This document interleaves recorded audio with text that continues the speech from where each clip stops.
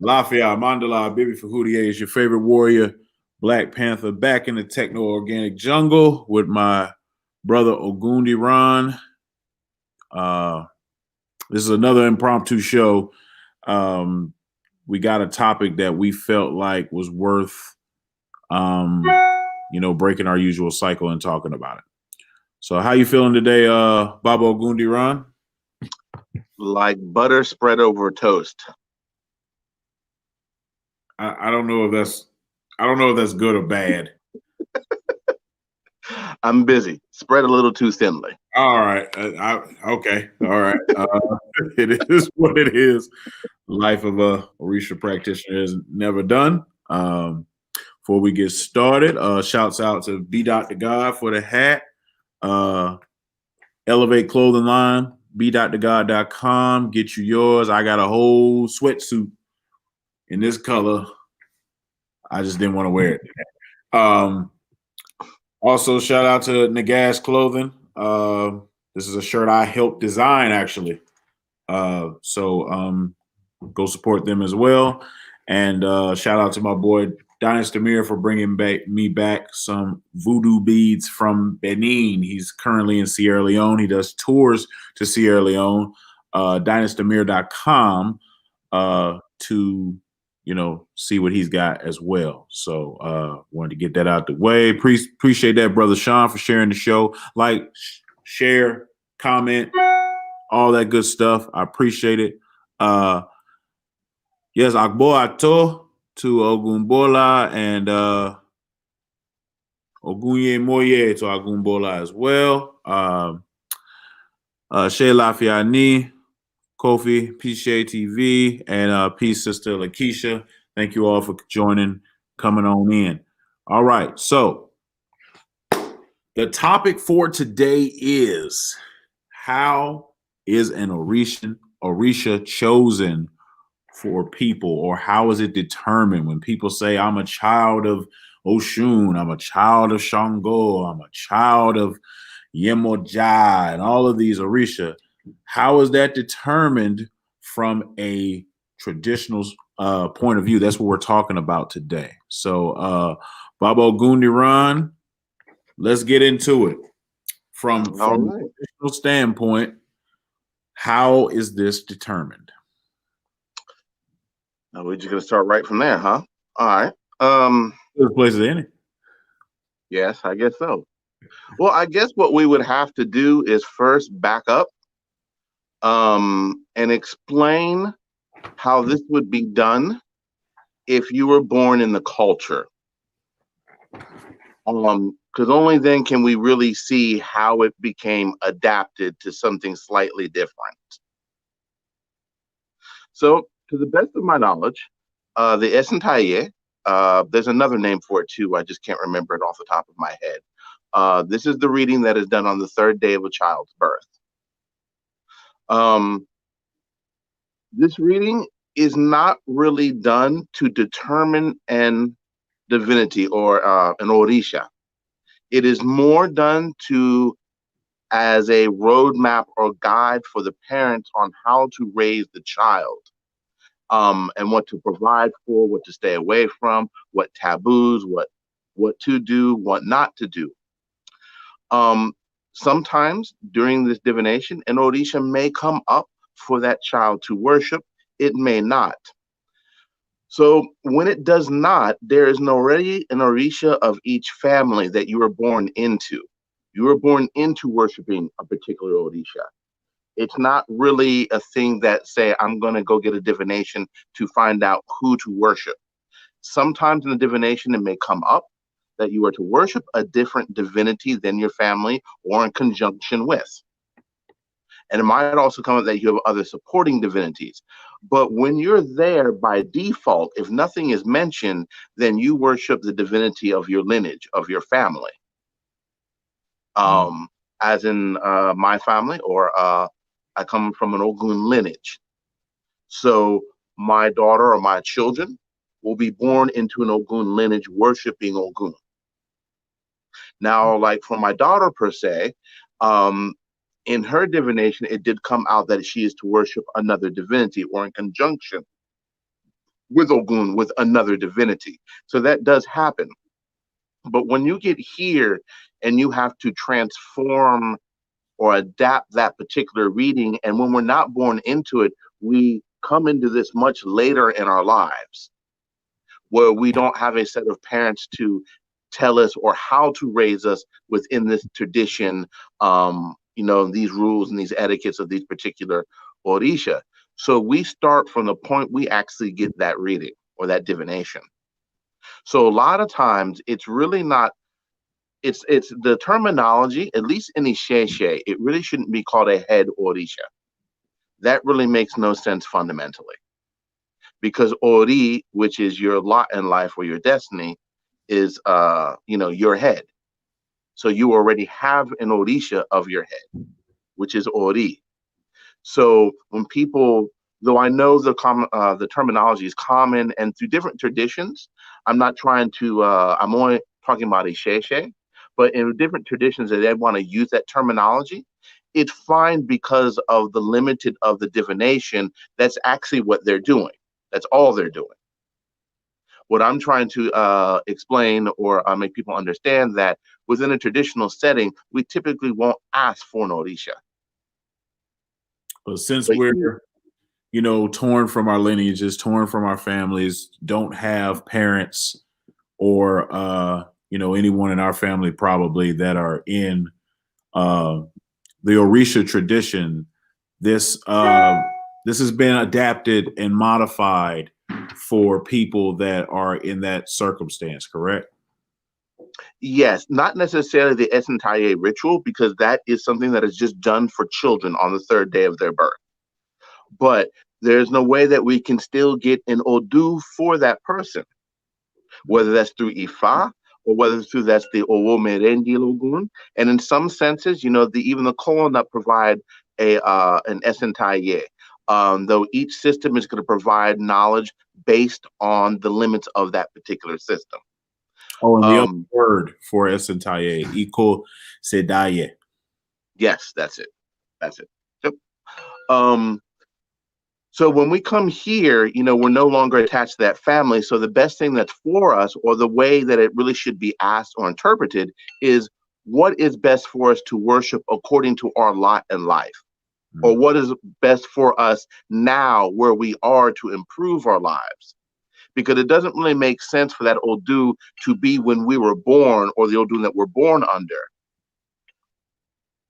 We're starting now getting in what is best for us. We're not in the same place we were in life when we were a child or even 10 years ago, 5 years ago. We've grown. So the adaptation of it, is fine. There's nothing wrong with it. But I think the terminology should be really a little more clear to, like, these are not things that you just find out who your Orisha is and just leave it at that, like it's a zodiac sign. They're meant to worship. Once you find out who your Orisha is, it is meant for you to worship, to start to study, get information, learn a little bit about that divinity, if that's the way you're going to choose to want to go. But I've seen too many people in the tradition treat it as if it was a zodiac sign, just to walk around and claim that you're Ashun or you're Abatala or that you're Ogun, and never you get involved in tradition in any way other than to say that you are this or you're that.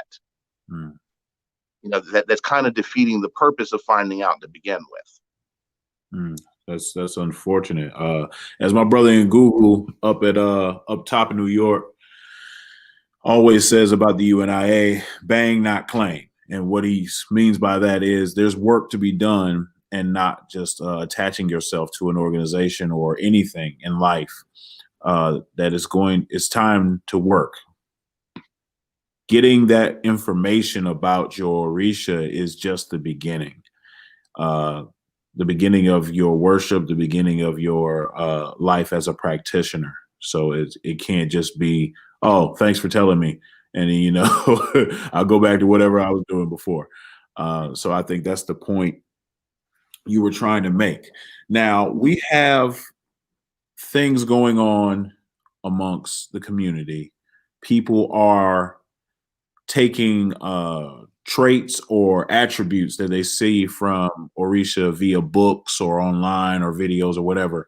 And since they identify with those traits resonate with them, they agree with them, they are claiming to be a child of that particular Orisa. Can you speak to that practice, brother? Yes, it's one of my pet peeves personally. There, at least from my understanding, the attributes that are associated with Orisha are not to be used in the way they're typically used. We're not trying to like have a checklist to see which one of these we fit. If I get 5 here and 4 there or 8 here, obviously I'm this one. And that's not the way this works. That is not to take away from anyone that might feel a connection to an Orisha, because they may or may not be that Orisha. There's just no way of truly telling unless you go for a divination to find out. But I've seen this far too many times. You have people that are claimed to be very loud, very arrogant, and all of a sudden they're Shango. Well, I'm very quiet and secluded and like to fight, and I'm Ogun. I don't. I'm nice and I help the community. I'm Obata. I'm seductive. I'm cool and tranquil. I'm so dapper. It's I've seen it, but to defend them just a little bit, a lot of literature is presented this way. A lot of literature that's been produced in the diaspora. So that's how people get that in their minds. Some of Neomark's work is like that. Some of Falokun's work is like that. So unfortunately, it's been kind of put here as, oh, if you're this, you're that. I haven't read a lot of recent books, but some of the books that you're talking about, I don't think it states that outright.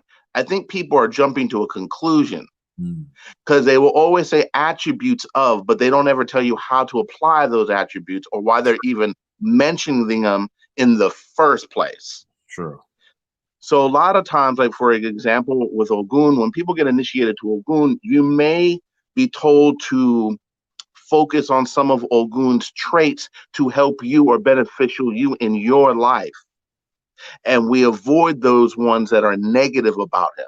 So in a sense that a lot of times Ogun practitioners will be very plain and open, very forward, very direct. And they teach that about Ogun being very forward, very direct, very straight, not yielding. So we're taught sometimes a lot of that on how we deliver speech or talk to people. We're very direct or try to be very direct. And a lot of times it helps within the development of our character with that Orisha that we have brought into our life or that we have made that pact with, or if you want to say married to. Like for instance, Shango, we don't focus on the negative things about Shango. People often focus about fighting and being loud, but not realizing because of that uncontrollable anger is what actually caused him to ascend into the sky, what caused him to leave Earth because of his mistakes. So, all of that. Right. They're meant as lessons. The ones that are bad or negative are meant as lessons for that particular people or that are devoted to that divinity not to do, and to focus sometimes on the stronger qualities of that Orisha or more positive qualities. It helps in the development of between you and that divinity per se. But that's not to say that you are to become the divinity. You are who you are, but it does help, in certain occasions and a certain development and understanding of that particular divinity as well. But it's not meant to be a checklist. So it's more of lessons that you need to learn or that you may have that you can work on yourself rather than like indicators that you're this or you're that. Right. Exactly. Now, like I said, it may fit someone. I can't be the judge of that. Sometimes it does work. Sometimes it's just the opposite.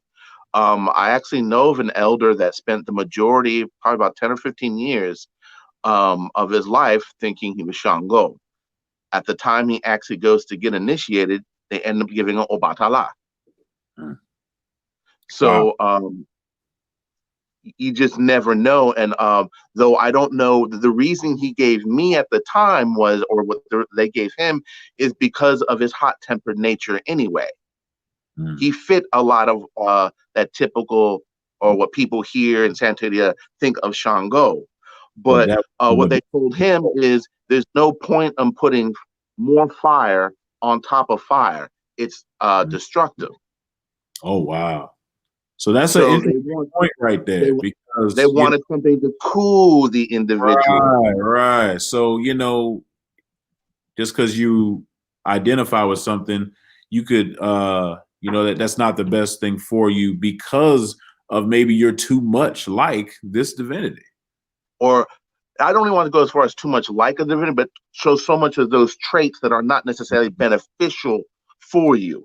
Right. You Right. know, and at the end of the day, that's why I said what is best for you, because that's really what it's about. The Orisha are here to help improve life or a quality of life, or we go to them when we are outside of when we go beyond our own means, Mm. you know, to improve the quality of our life or what we're trying to do that we cannot do for ourselves.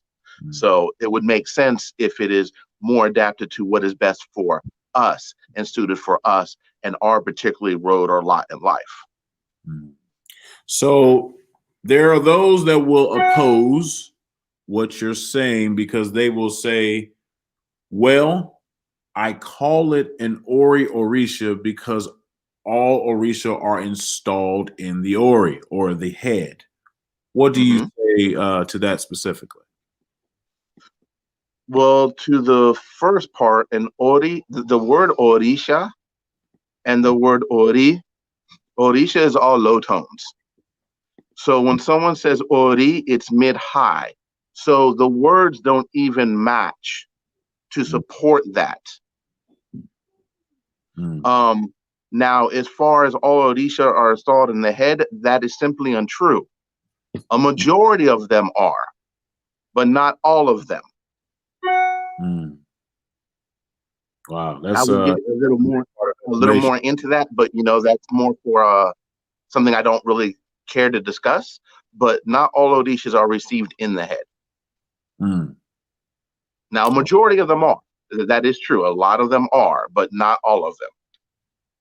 Mm. So the consensus I'm seeing is you won't really know until you receive a divination by either cowrie shells or Erendilogun or a some type of Ifa reading either through Ikin or Opele to determine what is the best Orisha that you should worship for the betterment of your life. Right. So question for you. Mhm. Can it be determined with kola nut divination? Yes, there is an Esentaye process, or the problem is there is a process that they do for the Esentaye. I don't know how it's done. I've never seen it, not that I'm aware of. Maybe I've seen it once on video, but I had no idea of what was going on because the system is different from the system of worship. They're doing some type of divination system with the kola nut. So Mm. it's different. But yes, it can be done and it is out there. But I don't know that much to really speak in depth about it at all. When it comes to Ifa and the Kari shells, absolutely. Because these two systems provide Odu, and those Odus are attached to verses. And then, you have the Riru that go with it and other sacrifices for it. But I am very unfamiliar about the setup for the kola nut divination when that applies. It's out there, but I don't know that much about it. Understood. Do we have any questions for the chat room? Oh, I would like to bring something up.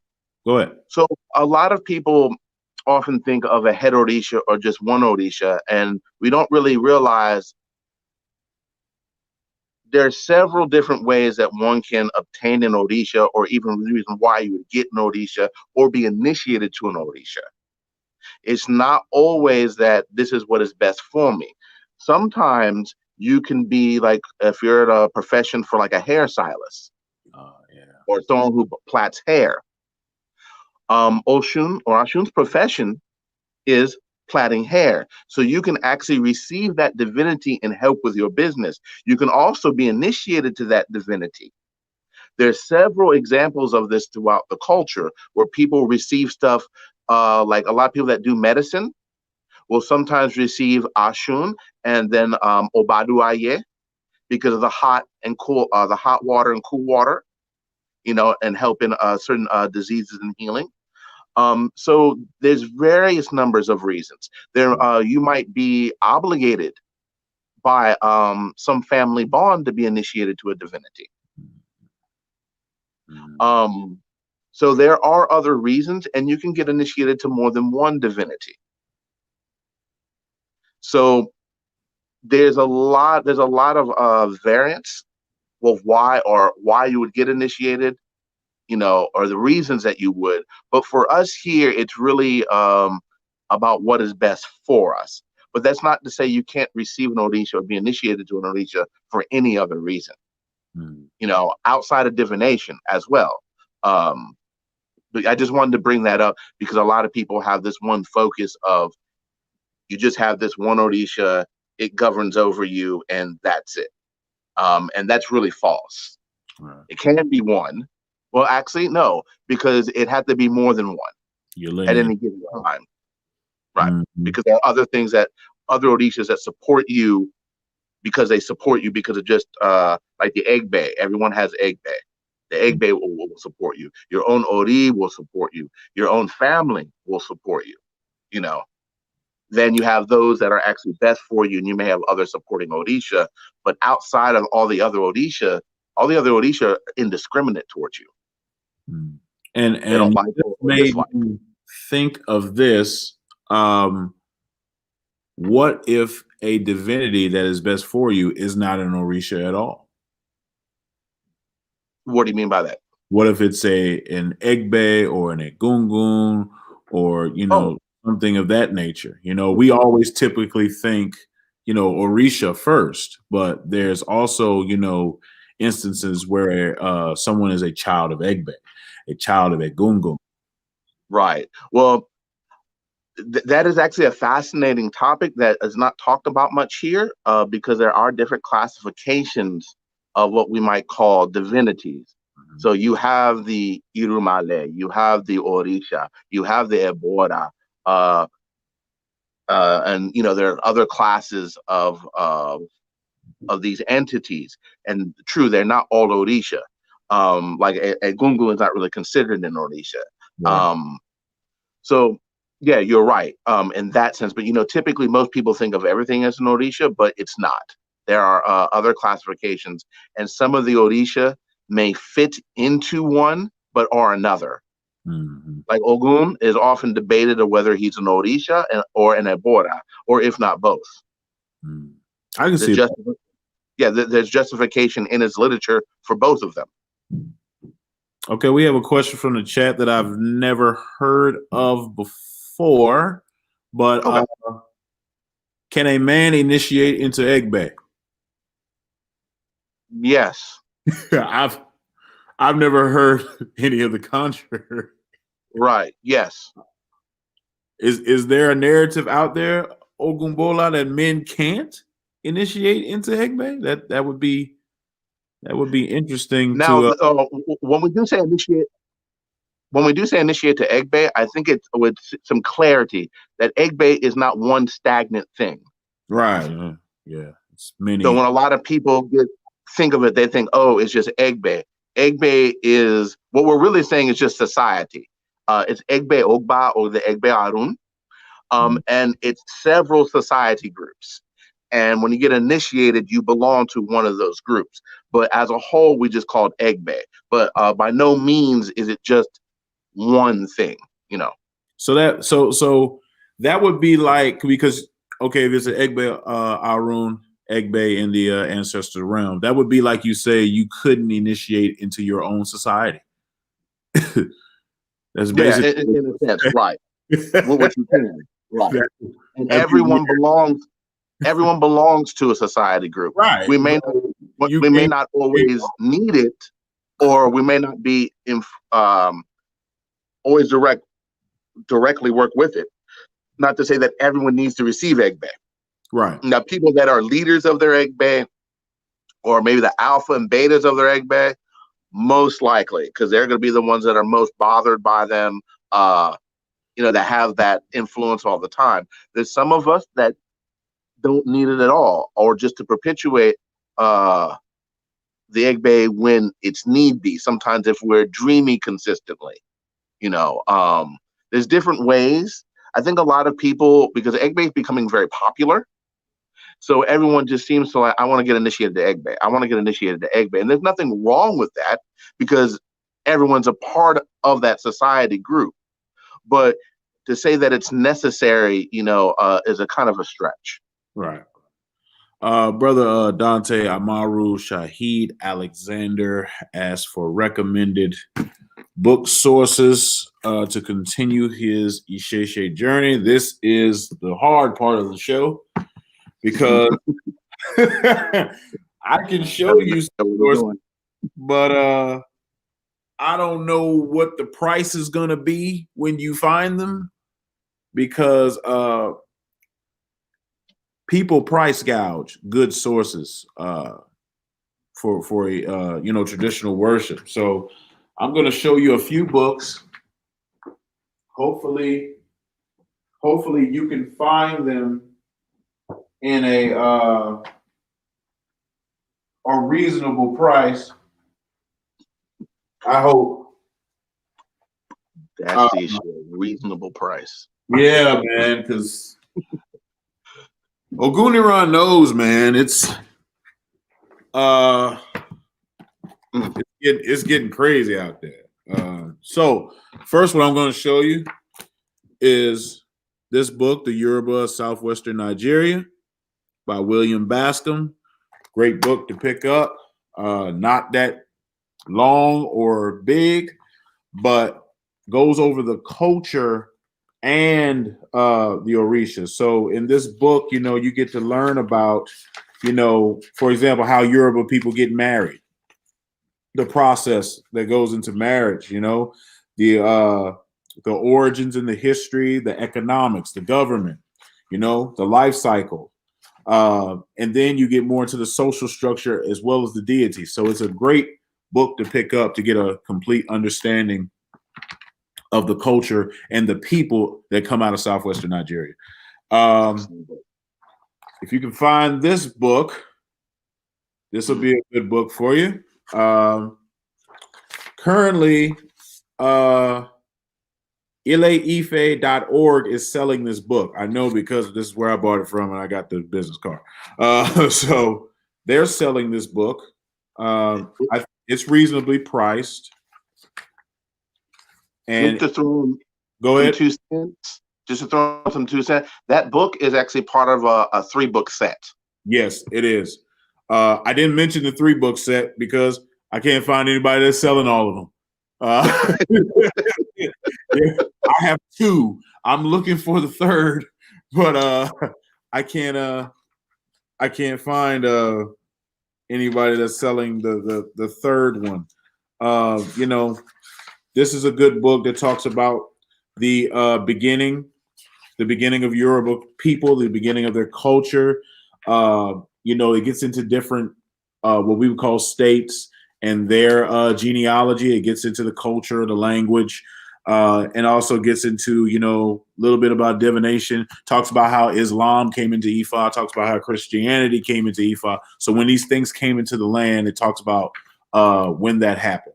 So this is the book right here by the late Ayo Salami, Yoruba Theology and Tradition. If you want to read some of the stories, some of the Itan that come out of the Merendelogun, the Carousel System, this is a good book by Chief Fama. 16 mythological stories of Ifa. You get to read the stories and they give you a background of what they mean and how they're broken down. All right, if you can find this book, once you start to practice, once you start getting your training, this is a great book to have if you can find it. But before you, I wouldn't recommend getting it if you're not a practitioner. If you're a practitioner, I would get it. If not, then it's not gonna really benefit you. Same thing with this book. If you're a practitioner, this is what you need to have. That's why it's called Practitioner's Handbook of E5 Professional, also by Chief Fama. But these are strictly for the practitioners. This book right here, you're going to need this for the language if you can find it reasonably priced. It's a dictionary. It's a dictionary of Orisa words, but it's geared towards the tradition. That's why it's an Orisa Yoruba dictionary. So words that you will find in the tradition, you'll find in here. Now, the granddaddy of them all,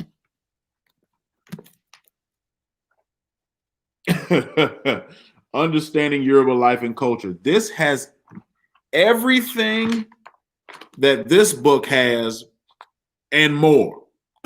So this is the small version. This is the 500 page. And you know, this is a great book for people to get a complete understanding of the life and culture of the Yoruba people, as well as the tradition of Orisa.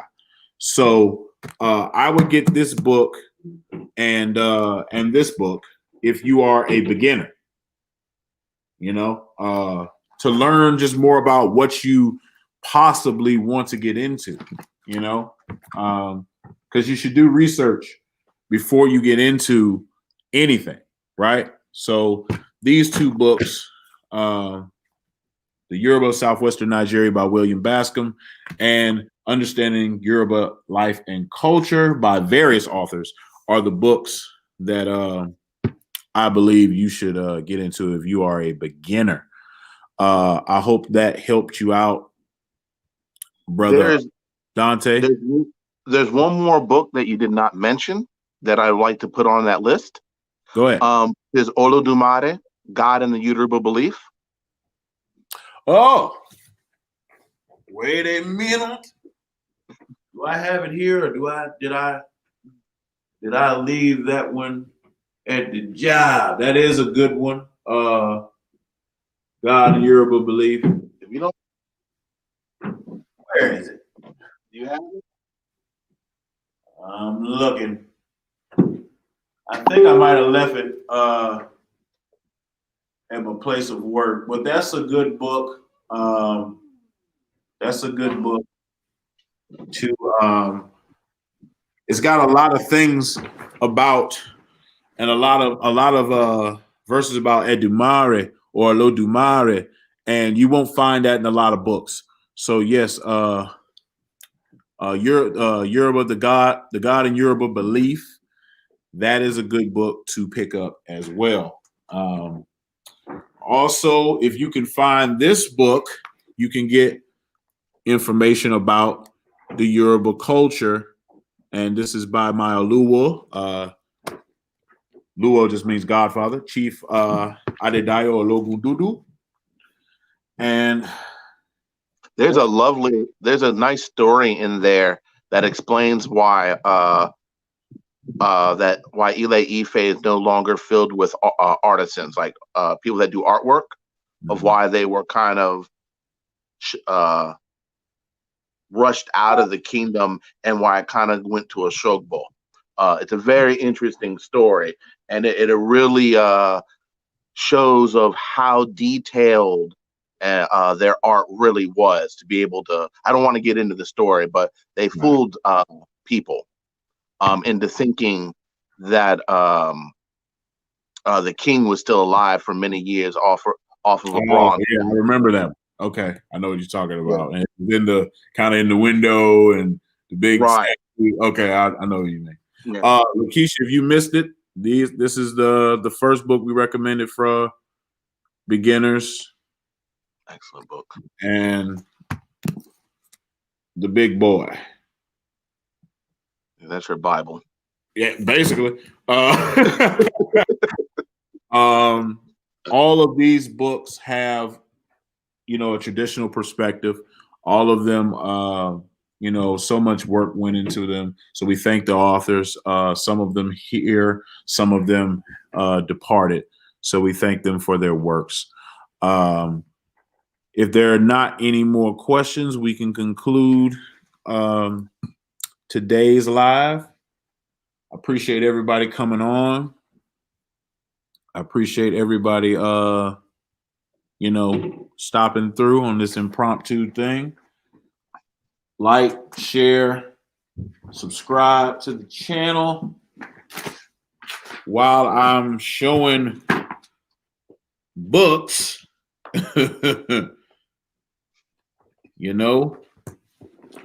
we got an upcoming release, Killmonger's Corner Volume 2, on Black Friday. Coming up. The first and only conscious community Pan-African journal. So, be looking for that. That's coming. One more question. How do we differentiate from Nigerian and Spanish influenced in the tradition, or does that even matter? This is why we put together this show, to show some of the differences. When we say Isese, we're referring to the primordial tradition out of southwestern Nigeria, or Isese Lagba. The Spanish have what is called Regla de Ocha, sometimes called Lukumi or Santeria. It's their own system. We respect them for it, but there are major differences that we like to highlight on this show. So this is why we're doing this series, Brother Dante, to highlight some of those differences. You can go back and watch a few of our other shows. It certainly does matter, the differences between them. And we don't want people to get confused. We don't want people to, mistake one for the other. So this is why we do these shows, actually. So we got any show that you see dealing with Orisa on this channel or my channel, Blak Pantha, will have to do with the Isese or traditional Orisa worship out of southwestern Nigeria's perspective, and not from the Lukumi Santeria or Regla de Ocha perspective, right? So thank you for your question. That's a great question. There are no more questions. You got anything to close us out, Baba Ogundiran? No, other than what the last question. It makes a difference in practice.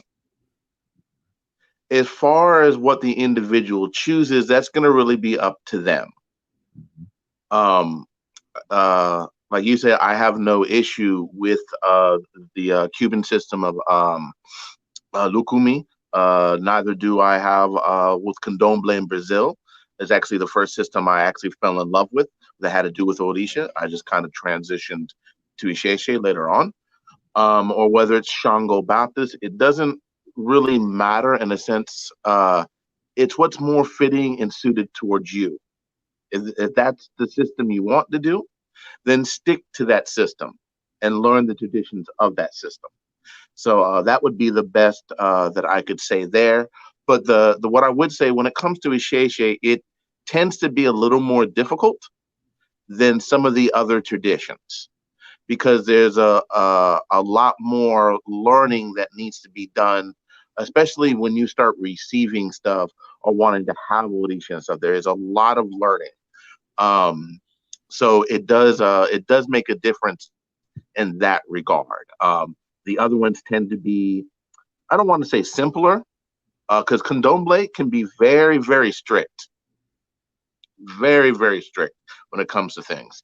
But still the learning process is different. Isese, there's a lot more there's a lot more required of you when practicing Isese. And that's the best thing that I can, or the best way that I can put it, versus some of the other traditions that I have experienced in, or that I've been around. Isese tends to be more difficult in a sense to I don't want to say difficult to learn, but more difficult. I would say more difficult to navigate. Like it's you know, getting into the weeds of it, and it's more learning, it's more involved, it's more. I'll give you that. It's more. Yeah, it's a lot. There's a lot more that's required of you, right, than within other traditions. Indeed. All right, we're gonna wrap it up. Thank you all for tuning in. As always, like, share, and subscribe. I'm your brother Blak Panther. That's Ogundiran. We'll be coming. You know, we just gonna keep coming with topics. We got a whole list of topics to get through. So y'all will be seeing our faces more. So enjoy the rest of your afternoon. And as we say in the tradition, Odabo, which means goodbye. Odabo.